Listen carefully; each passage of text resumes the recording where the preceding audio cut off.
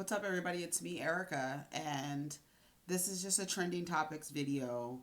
So much stuff was going on earlier today that I was like, let's just talk about it. I didn't even look at the story about Joe Rogan saying that straight white men are being silenced. I just put, they need to be.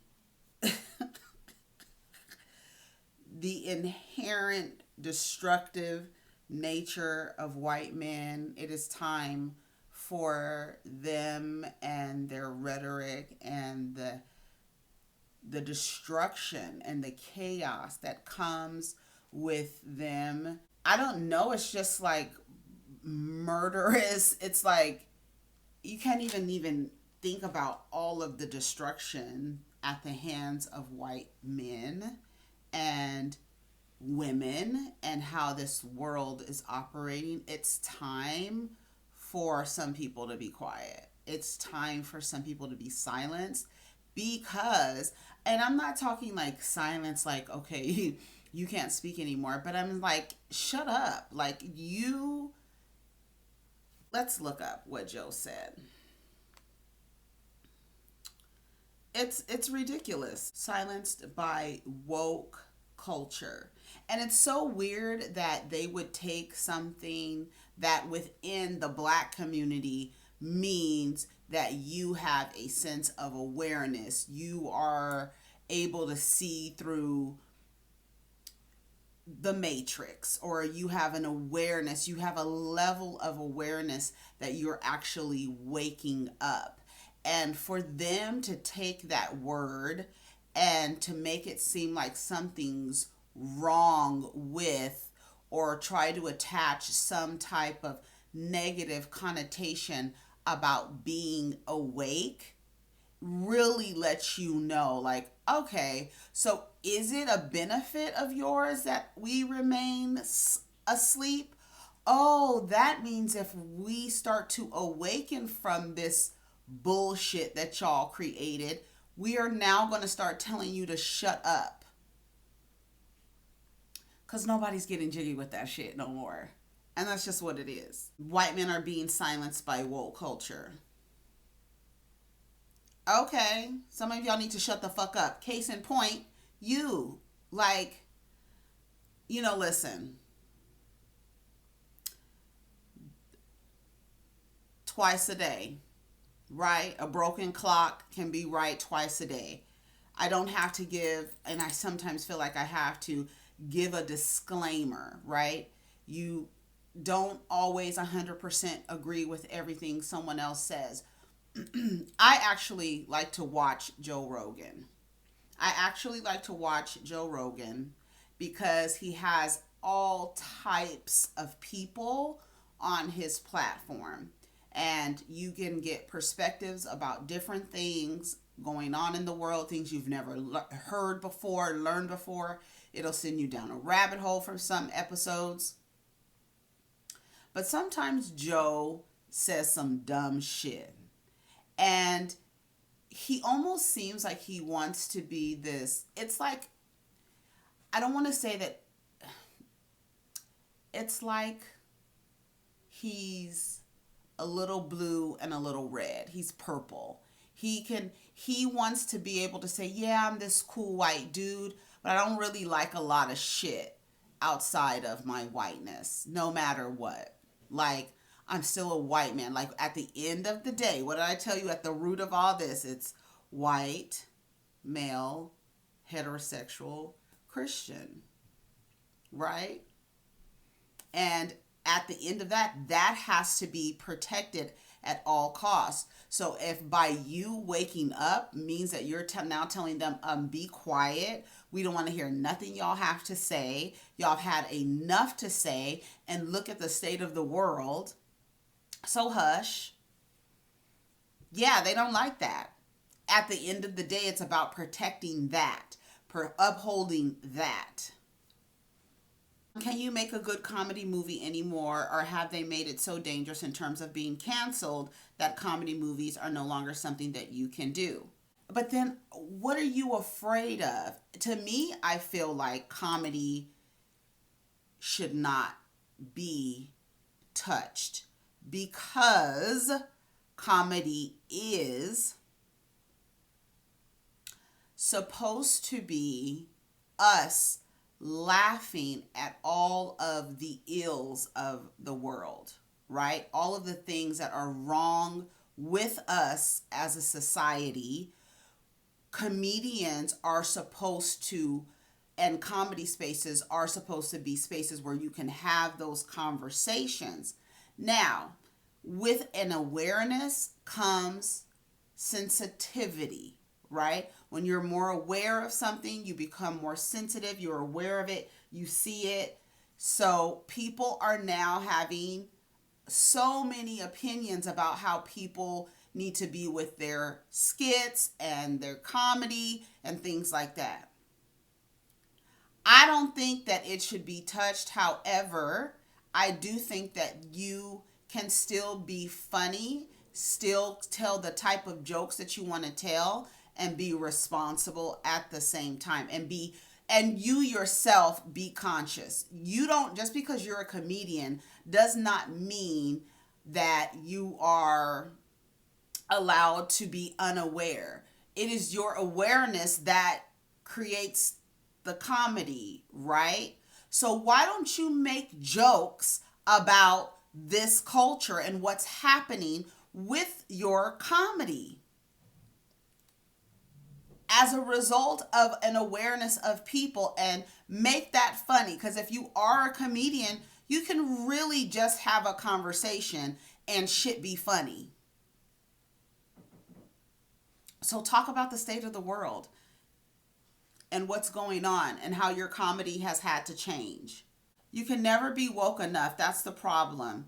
It keeps getting further and further and further down the line. And if you get to the point where you capitulate, where you agree to all of these demands, it'll eventually get you straight white men are not allowed to talk. But y'all have been talking. Y'all have been talking, and the things that you say exclude people and harm people and oppress people. So other people need to be able to talk. And that's just what it is. And if you don't like that other people are being able to talk with you and not after you, or not at all, then that's a problem, Joe. Another damn Joe. Crazy. Anyways, what else is happening? Paul Mooney died. Speaking of comedians, Paul Mooney died, 79 years old, legend in his craft, in his industry.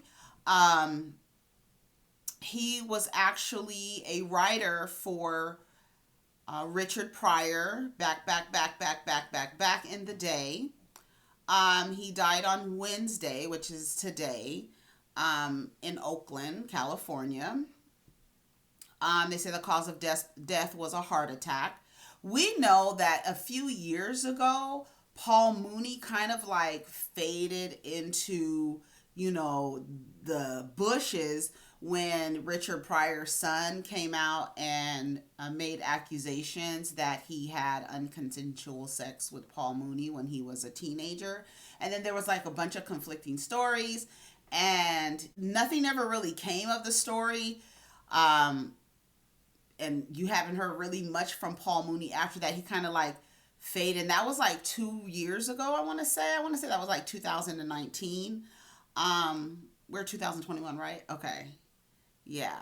So I don't know. So he's had a long career. He has so many skits, so many good comedy bits of perspective on race and things like that. And just really a real great comedian. And it's like, when you think about comedy, it's like you have to be, to me, I feel like you have to be able to say what is up about our society. Talk about that. Be creative like that, right? Paul Mooney can be funny, and it's just like he's just talking, and it's just, his style is great. So shout out to Paul Mooney. And, again, everybody, you'll bring up things that he did great, things where he was not so great. and making choices that, and making mistakes. And I'm sure that he has made a gaggle of mistakes. As we live long enough, we'll make a few. So he has transitioned on. Paul Mooney, 79 years old. All right. Billy Porter.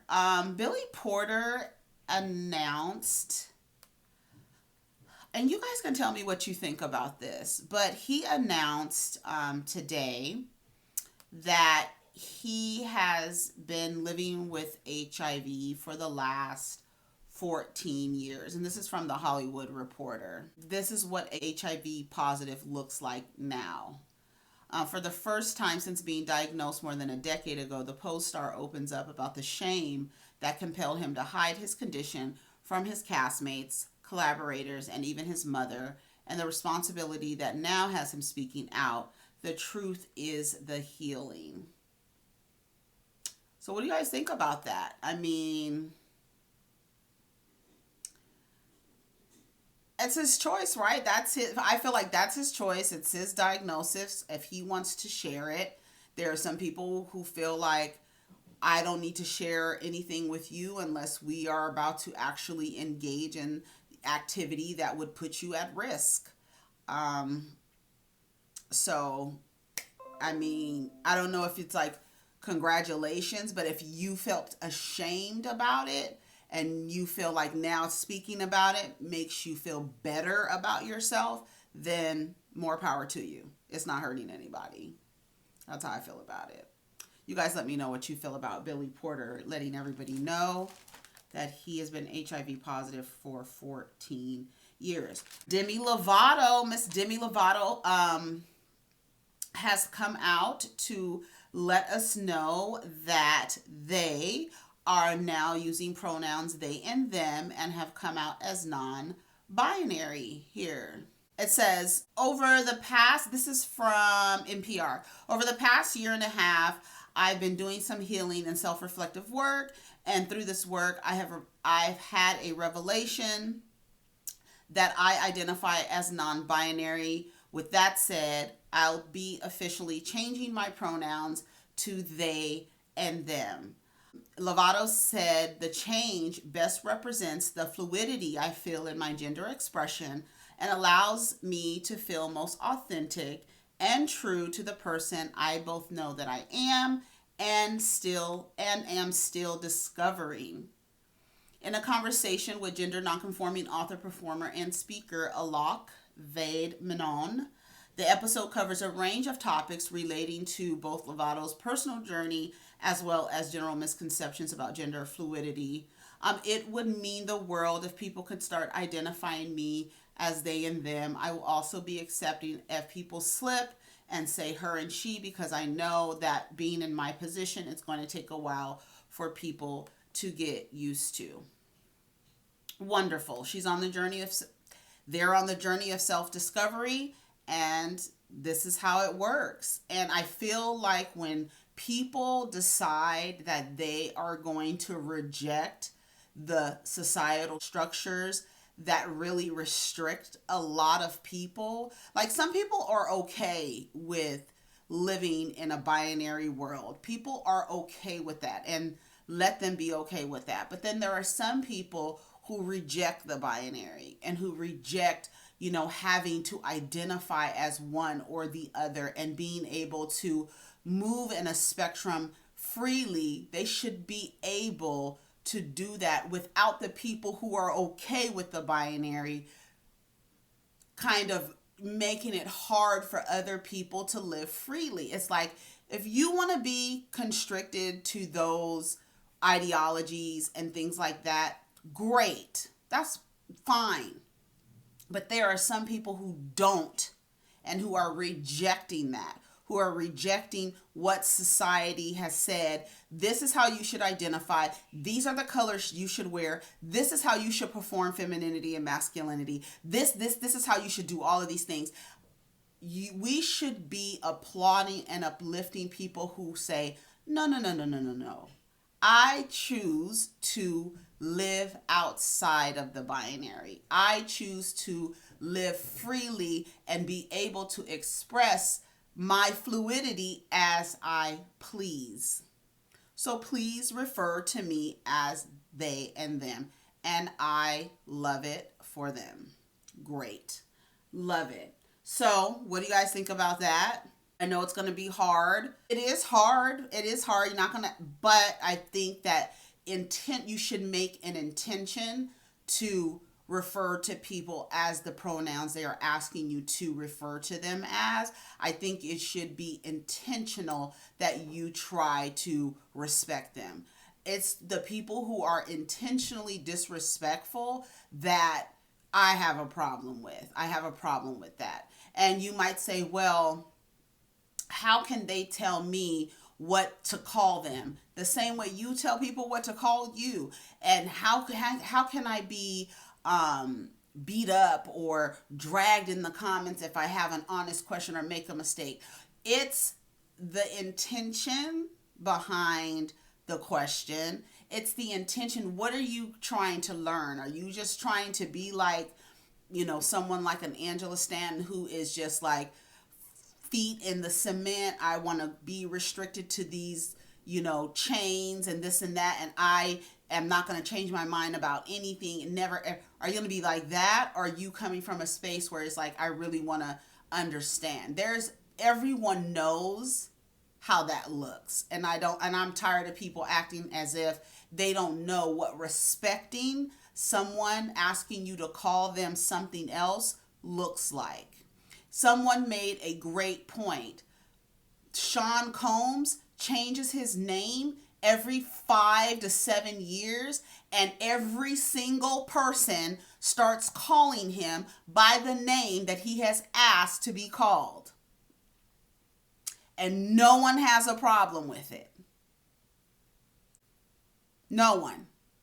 And everybody changes, right? Jay-Z decided that he wanted to take the hyphen out of his name and put it back. Do you think that everybody is spelling it the appropriate way? So I know that people understand, right? If I came on here tomorrow and said I went down to the courthouse and I changed my name, please refer to me as whatever the hell I asked you to. Yes, you might slip up, but if you are intentionally calling me something else on purpose, we have a problem. So that's the problem I have with it, is if you doing something intentionally. I think, like I said, I think everybody knows what it looks like, what respect looks like, what intent looks like, what the tone and the delivery of your question looks like. Everybody knows, right? You can tell when a person truly wants to learn or somebody's just effing with you. But anyway, shout out to Demi Lovato. We are happy that they are able to, have words to identify who they are right now in their journey in life. So shout out to them. More power to them. Naomi Campbell adopted a baby. All we saw was a little baby's feet. Congratulations to Naomi Campbell. I don't know, Naomi Campbell is how old? Hold on. How old is Naomi? Naomi Campbell, baby. She adopted a baby. A beautiful little blessing has chosen me to be their mother. She's 50 years old, honey. Supermodel becomes mother to a baby girl. Well, shout out to her. We're excited. 50 years old. She's lived her life. Now she wants to have a 10-year-old at 60 years old and a 15-year-old at 75 years old. More power to you, Miss Naomi Campbell. I bet she would be a lovely older mother, like when the girl is like going through puberty and just needs that wisdom. She might be like the perfect, you know what I mean? Like the perfect older mother. Like your mother is 75 years old, but yeah, she has great wisdom, honey. So shout out to Naomi Campbell for being an old mama. Shout out to her. Oh, Y'all, Marilyn Manson and Danny Masterson have some sexual assault allegations happening with them. Marilyn Manson is being sued. What I tell you, y'all, these girls, y'all need to start taking these, sue these people. Sue these people. I'm sorry. They will learn. You will stop violating these women. Sue them. Period. That's all I have to say about it. Danny Masterson has a allegation against him. He has a pattern of behavior. You know, we've been talking about this pattern of behavior and seeing this behavior among men and Joe Budden. I mean, not Joe Budden. Well, yeah, Joe Budden, but Joe Rogan's over here. Don't silence us, and we not know. The male, white, male, straight. I told you that's what they're trying to protect. But you know, you have black men, and their identity is male and straight.